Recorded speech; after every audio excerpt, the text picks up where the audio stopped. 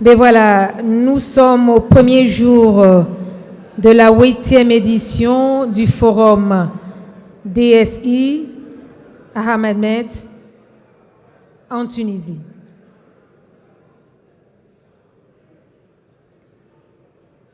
Forum qui prévoit, déjà tout à l'heure, une présentation du baromètre avec la perception de la transformation digitale dans les entreprises africaines. Ce sera dit par Madame Meriem Mazaoui, qui est docteur en sciences de gestion, consultante en marketing et communication. Ce sera fait le temps qu'elle s'apprête et que les autres qui sont partis prendre une pause café rejoignent la salle. Voilà, Madame est prête. Sous vos applaudissements, s'il vous plaît, encore plus fort, s'il vous plaît, je vous présente Madame Meriem Mazoul. Elle est docteur en sciences de gestion et consultante en marketing et communication. Elle va nous parler du baromètre. C'est à vous. Merci beaucoup, chère madame. Voilà. Bonjour tout le monde, bonsoir tout le monde. Ravi d'être là encore une fois parmi vous pour la deuxième année pour présenter les principaux résultats du baromètre de la maturité digitale dans les entreprises africaines. Nous voilà à la deuxième édition. Donc l'année dernière, nous avons présenté les résultats de l'année 2021. On l'a appelé baromètre, mais il n'était pas encore baromètre, puisque un baromètre, cela suppose qu'il y ait évolution des résultats. Cette année, nous allons vous présenter l'évolution entre 2021 et 2022. Voilà. L'objectif donc de cette étude, je dis étude parce qu'il y a deux grandes parties, évidemment, comme l'année dernière. Il y a la partie baromètre, c'est-à-dire une petite comparaison, une comparaison entre les résultats de 2021 et 2022. Nous avons posé les mêmes questions que l'année dernière et nous allons vous présenter l'évolution. Et il y a une deuxième partie qui est la partie variable, la partie dynamique qui évolue chaque année. Cette année, nous avons la partie variable, elle est composée de deux thèmes. Nous allons vous parler de cybersécurité et nous allons parler du thème de cette année, c'est-à-dire l'effet de l'environnement sur la transformation digitale. La méthodologie, donc je vais brièvement, en deux mots, la méthodologie de l'étude. Tout d'abord, une étude qualitative exploratoire pour comprendre un peu, balayer le terrain auprès de 8 experts. Et l'étude quantitative, elle a été faite à travers une enquête par sondage. Le questionnaire, il a été administré par mail. Je suppose qu'il y a beaucoup de présents qui ont participé au questionnaire. D'ailleurs, je vous en remercie, puisque vous avez été beaucoup plus nombreux que l'année dernière. L'année dernière, on était à 159 participants ou répondants. Cette année, nous sommes à 234 répondants, représentés par 14 pays. L'année dernière, on était à 11 pays et 15 secteurs quand même, assez représentatifs. Notamment, les secteurs les plus représentés, c'est le secteur financier et le secteur industriel. La transformation digitale, comme l'année dernière, elle a été mesurée par les 4 dimensions: technologique, organisation, digitalisation de la stratégie commerciale et digitalisation des processus métiers. Donc, le plan de la présentation, comme je vous ai dit, a 3 grandes parties. La première partie concerne le baromètre. Deuxièmement, nous allons présenter les résultats de l'enquête sur la cybersécurité. Et troisièmement, sur l'effet de l'environnement sur la transformation digitale. Je voudrais juste préciser quelque chose, qu'il y a eu tellement d'informations, tellement de résultats très intéressants, très riches, mais malheureusement pas beaucoup de temps pour les présenter. Avec le comité d'organisation, nous avons fait une sélection des résultats qui nous ont paru les plus parlants et que nous allons présenter. Donc je vais présenter tout de suite. Premièrement, une perception générale, donc ça fait partie du baromètre. En gros, les principaux résultats, c'est que la transformation digitale est toujours une opportunité pour les entreprises. La transformation digitale n'est pas un effet de mode, mais c'est un choix stratégique et à long terme pour les DSI qui ont répondu. La transformation digitale a un impact important sur les entreprises. Et enfin, quatrièmement, un processus qui avance et des entreprises en cours de digitalisation. On va expliquer un petit peu comment. Et enfin, la place importante du leadership dans la transformation digitale des entreprises africaines. Donc, comme l'année dernière, les résultats n'ont pas beaucoup évolué par rapport à l'année dernière, mais c'est important de le mentionner, que la transformation digitale, elle est perçue comme une opportunité très importante pour les DSI qui ont répondu. Également, comme l'année dernière, les DSI pensent que la transformation digitale a un impact important donc, dans l'entreprise. En fait, par rapport à l'année dernière, il y a une petite évolution en ce qui concerne ce résultat. Il y a une évolution par rapport au chantier achevé. Donc l'année dernière, on remarque ici que les entreprises totalement digitalisées, le nombre d'entreprises totalement digitalisées a augmenté par rapport à l'année dernière. Ceci pourrait être dû au fait que l'année dernière, comme vous avez vu, donc, les plans de transformation digitale étaient en cours et que, entre-temps, certains plans de transformation sont achevés et donc il y a des entreprises que l'année dernière, ils étaient en cours de digitalisation, mais cette année, c'est des entreprises totalement digitalisées. En fait, les chantiers, on pense que les chantiers, c'est des chantiers qui ont commencé pendant la Covid, là où les entreprises étaient obligées de commencer à se digitaliser. Le leadership, donc le leadership, il est très important pour accompagner la transformation digitale. Il l'était déjà en 2021, où nous remarquons tout ce qui est orangé, c'est cette année. Nous remarquons que le leadership, il était important, perçu comme étant important, mais il est perçu encore plus important par les DSI pour cette année. Maintenant, nous allons parler des dimensions de la transformation digitale. Donc, je rappelle que c'est les mêmes questions qui ont été posées l'année dernière. Nous allons juste voir comment ça a évolué par rapport à l'année dernière. Pour la composante technologique, les principaux constats sont qu'il y a des investissements beaucoup plus importants en technologie numérique et pour cette année, nous avons remarqué qu'il y a une utilisation de technologies numériques plus innovantes que par rapport à l'année 2021. Donc, pour ce qui est de l'innovation, nous remarquons, d'après les statistiques ici, les chiffres, qu'il y a une évolution remarquable et importante pour l'utilisation des big et smart data, une évolution importante pour la technologie de l'impression 3D, pour les chatbots, les robots, les drones, mais nettement importante pour les RPA. Il y a une réduction de l'utilisation de la réalité augmentée et de la réalité virtuelle. Ceci peut être dû au fait que ce sont des technologies innovantes, mais ce sont des technologies qui sont utilisées depuis un moment. Donc, il est possible que c'est des technologies qui sont perçues comme étant moins innovantes que les autres technologies, comme le drone, comme le robot, le chatbot, etc. Maintenant, pour ce qui est de l'organisation, donc, deux principaux constats par rapport à l'organisation interne, évidemment, de l'entreprise. Nous avons remarqué que la stratégie par rapport à la stratégie ressources humaines, elle est inchangée, donc il n'y a pas beaucoup d'évolution entre 2021 et 2022. Par contre, nous remarquons qu'il y a des métiers qui sont beaucoup plus impliqués, des métiers ou des responsables qui sont beaucoup plus impliqués dans la transformation digitale qu'en 2021. Les détails, donc,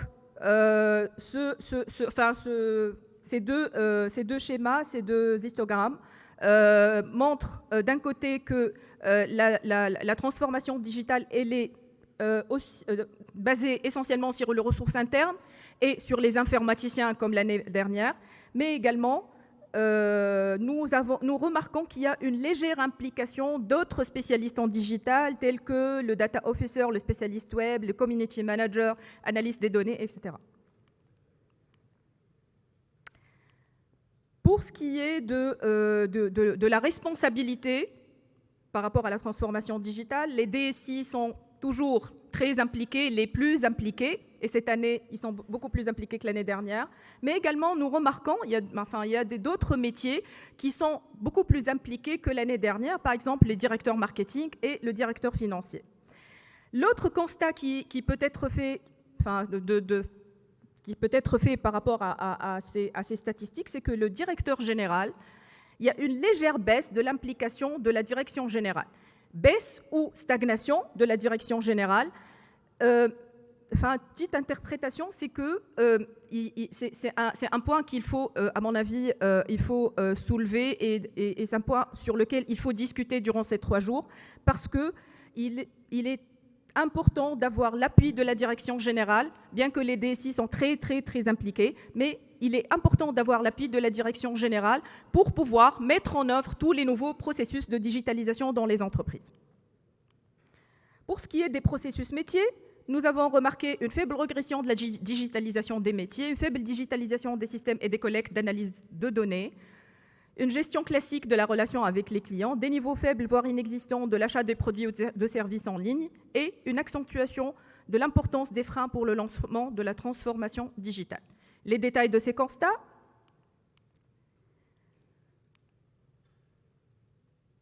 Pour les systèmes de collecte et d'analyse des données, donc ça n'a pas beaucoup changé par rapport à l'année dernière. Donc le premier constat, c'est qu'on investit plus dans les systèmes d'analyse et de collecte et d'analyse des données internes à l'entreprise que externes. Donc ici, vous remarquez une proportion importante pour l'analyse et l'efficience de fonctionnement par rapport à l'analyse des données relatives aux clients ou aux nouveaux produits et services. Par contre, ici, pour les données relatives aux produits et services, c'est en baisse par rapport à l'année dernière. Donc, ça n'a pas beaucoup changé par rapport à l'année dernière.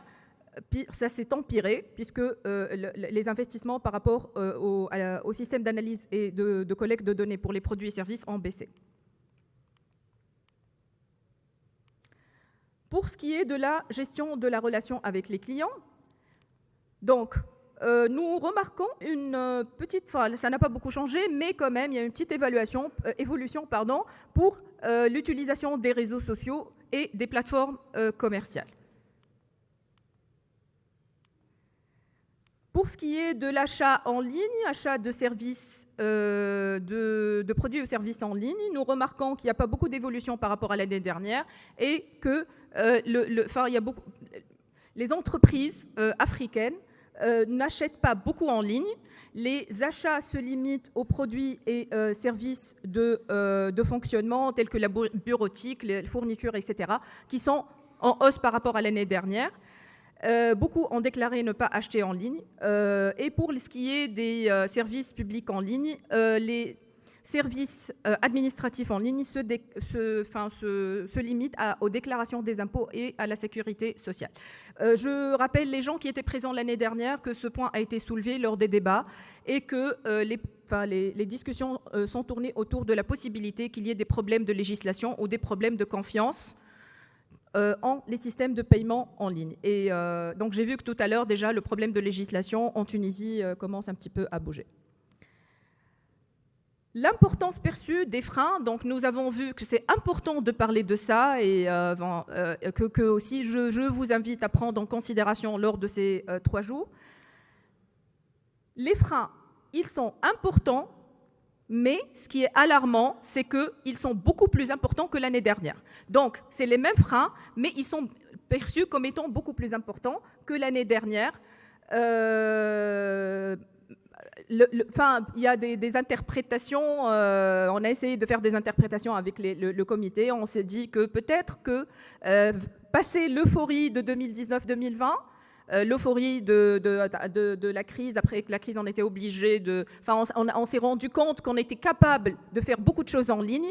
L'année dernière, on était dans l'euphorie, peut-être que cette année, on l'est moins et on commence à réaliser, prendre un petit peu de recul et réaliser qu'il y a des freins qu'il faut contourner, puisque depuis tout à l'heure, tous les intervenants ont insisté sur l'importance de la digitalisation des entreprises.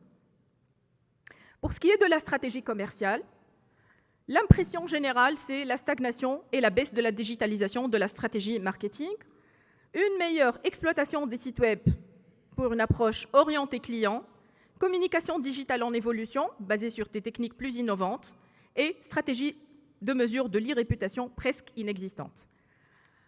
Donc, les chiffres montrent qu'il n'y a presque pas de stratégie de digitalisation de la stratégie marketing dans les entreprises africaines. Donc, elle n'existe pas ou elle est en baisse, mais ça reste une question d'impression générale. Pourquoi une impression générale? On va vous expliquer tout à l'heure pourquoi c'est une impression générale. Pour ce qui est de l'utilisation des nouvelles technologies dans la stratégie de communication, nous remarquons qu'il y a beaucoup d'opportunités qui sont encore mal exploitées dans la stratégie de communication, de marketing de l'entreprise. Mais nous remarquons également une bonne chose quand même, c'est que les entreprises sont plus tournées vers tout ce qui est technologie dynamique que technologie statique. Donc le site web statique, il est en baisse, il n'est pas beaucoup utilisé, mais on l'utilise de moins en moins, au profit d'autres technologies plus dynamiques, telles que les sites web dynamiques, les plateformes commerciales, les applications mobiles ou les réseaux sociaux. Pour ce qui est de la communication avec le client, donc le site web, il est très utilisé, mais l'année dernière, on avait dit qu'il était principalement utilisé pour imprimer des documents et c'était un point négatif. Cette année, ça s'est amélioré puisqu'on utilise le site web pour personnaliser les produits et les services, pour rendre service, donc pour rendre service aux consommateurs, donc proposer des services après-vente ou faire des simulations. Et là, je reviens au fait que parmi les gens qui ont répondu, il y a beaucoup de financiers, donc qui appartiennent au secteur bancaire, et que, par exemple, dans les sites web, on propose même des simulations pour les prêts, etc.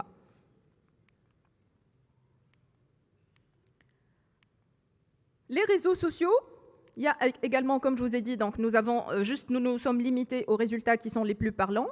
Là, le constat, c'est que évidemment, on utilise beaucoup Facebook, on utilise LinkedIn, ce qui est normal puisque là, on est dans un monde professionnel. Mais cette année, on a remarqué une évolution par rapport à l'utilisation de Twitter. L'interprétation possible, c'est que dans l'échantillon, il y a beaucoup d'entreprises exportatrices et que ces entreprises exportatrices, elles ont des affaires ou des marchés dans les pays du Golfe, en Amérique ou les marchés européens, et que dans ces pays, les clients utilisent professionnellement plus ce réseau social plutôt que Facebook ou LinkedIn. Facebook, il est considéré comme étant un réseau social personnel. L'e-réputation qui est très très importante parce qu'on ne peut pas vendre quand on n'a pas une bonne réputation et surtout une réputation en ligne. La stratégie d'e-réputation, malheureusement, comme l'année dernière, ça n'a pas changé. Elle n'est pas très... Pardon. Donc, pas très, très évoluée et surtout, il n'y a pas de stratégie et il n'y a pas de KPIs pour mesurer notre image par rapport aux clients.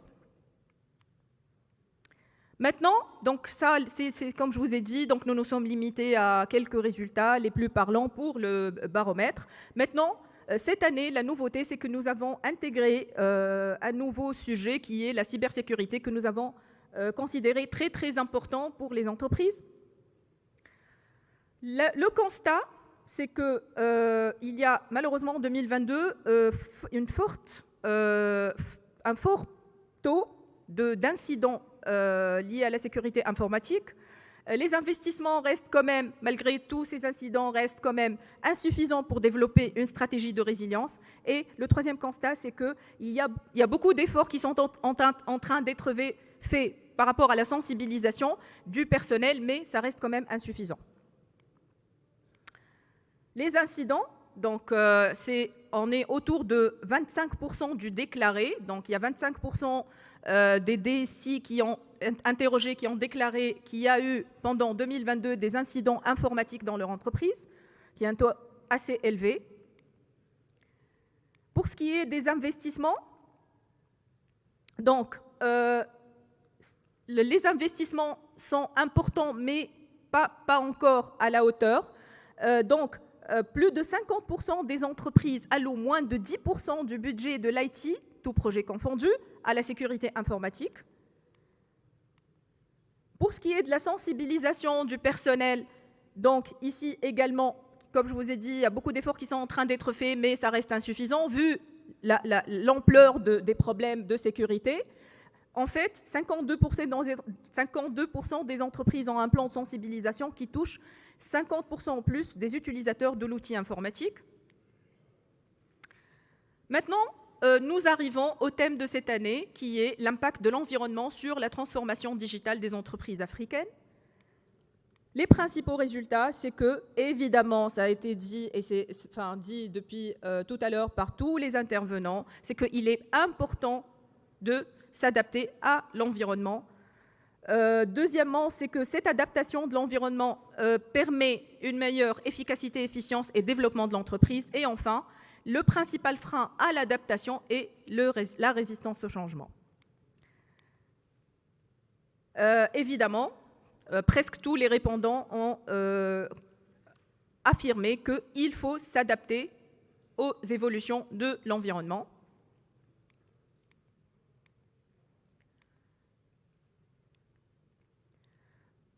Pourquoi il faut s'adapter? Pour les gens qui ont répondu, il faut s'adapter tout d'abord pour s'assurer un développement sur le plan national et international. Si on ne s'adapte pas, on ne pourra pas se développer ni dans notre propre pays, ni ailleurs. Et ça a été dit depuis tout à l'heure, donc c'est confirmé par les chiffres. Deuxièmement, pour améliorer l'efficacité et l'efficience, et là, on a fait un petit recoupement avec les entreprises qui ont répondu dans les différents secteurs, principalement l'agriculture, parce que le secteur de l'agriculture, l'utilisation des drones, l'utilisation des nouvelles technologies permet notamment d'améliorer l'efficacité et l'efficience de leur stratégie et permet d'épargner le gaspillage des ressources. Et enfin, ça permet d'avoir un avantage concurrentiel par rapport aux principaux concurrents. Pour ce qui est de la transformation digitale, les 4 dimensions de la transformation digitale, nous remarquons que il est donc il y a 3 métiers, 3 dimensions qui sont prises à part égale, à savoir la dimension technologique, organisationnelle, processus métier.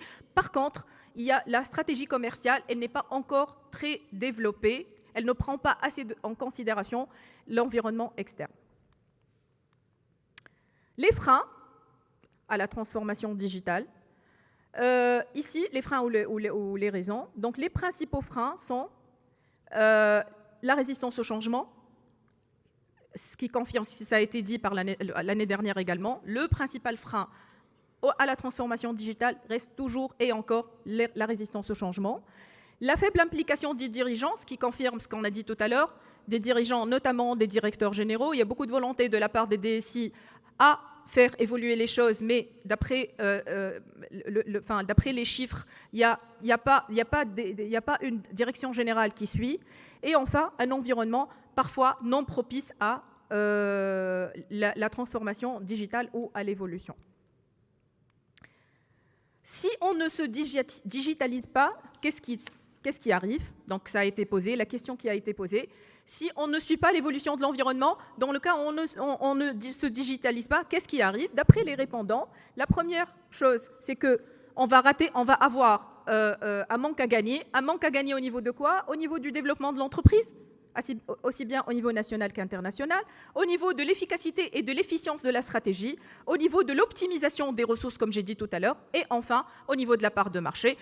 Au niveau de la part de marché, pour revenir au thème de cette année, si il y a un manque à gagner au niveau de la part de marché, on ne pourra pas survivre. Et donc, pour revenir au thème, il faut s'adapter to survive. Donc, ça a été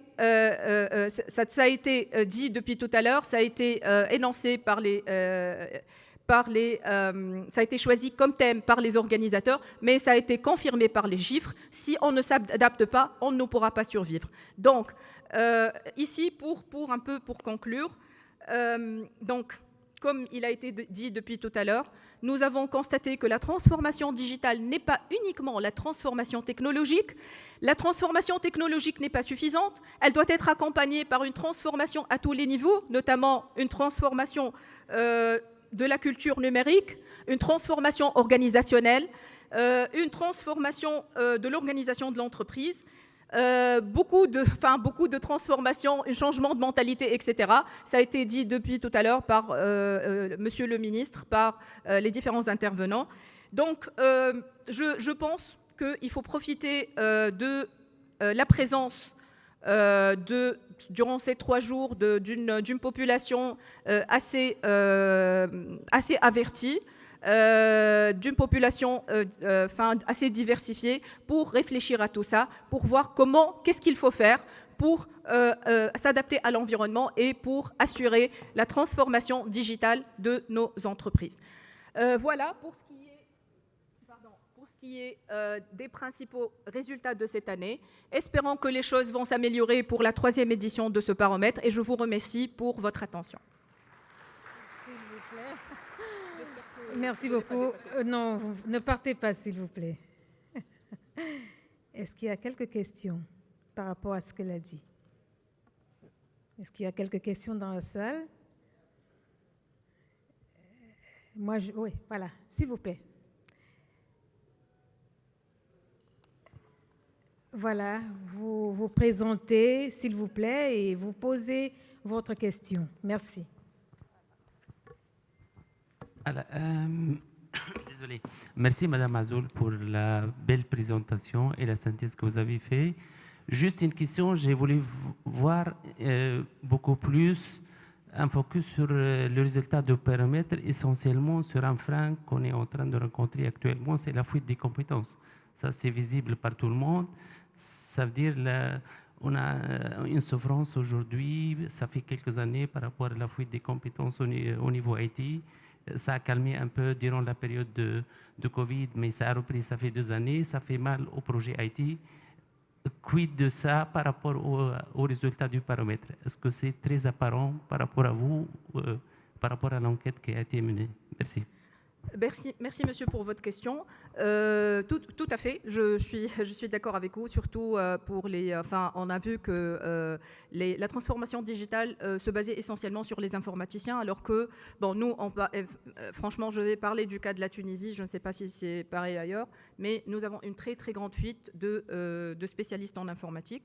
En fait, ça n'a pas été dit directement dans les freins, mais je pense que ça a été pensé très fortement par les répondants au niveau de la stratégie des ressources. Les ressources internes, aussi bien ressources internes que ressources externes à l'entreprise.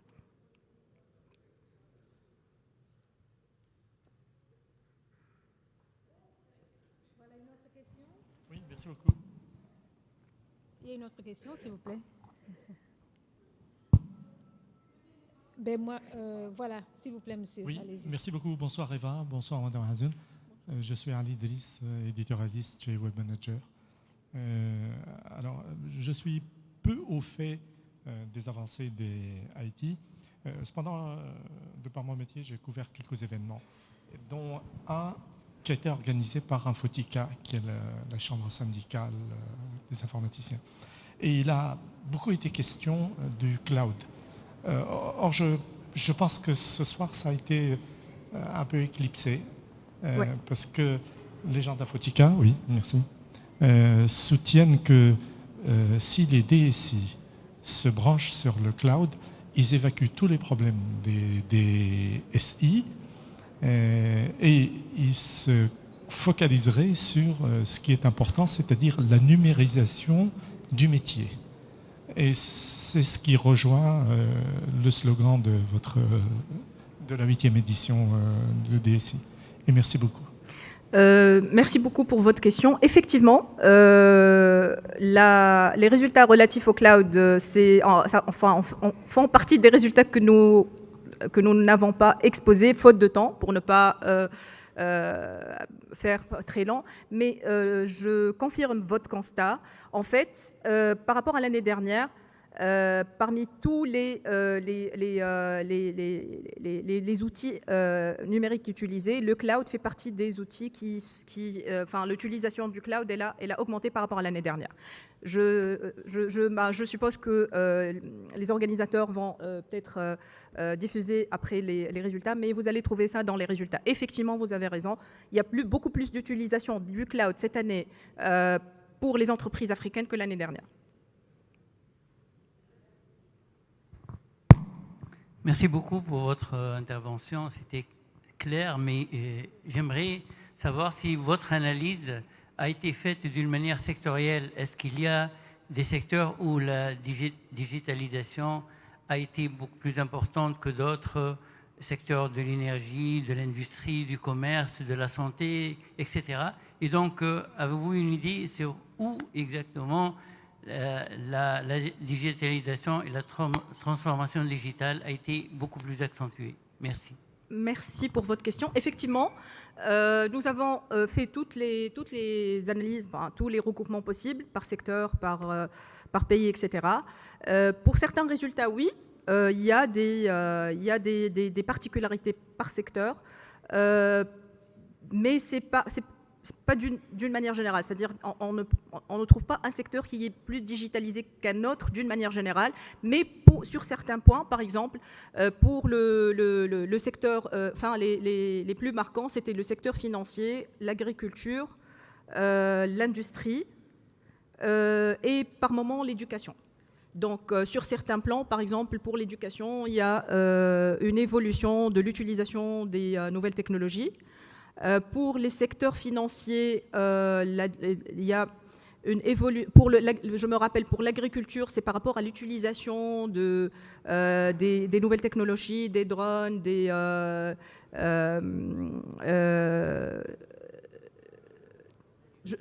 voilà, des drones et marches. Non, j'ai oublié l'autre élément. Pour le secteur financier, c'est par rapport à la stratégie de digitalisation marketing. Donc, c'est beaucoup plus marquant pour le secteur financier. Voilà. Merci. Merci à vous. Merci beaucoup.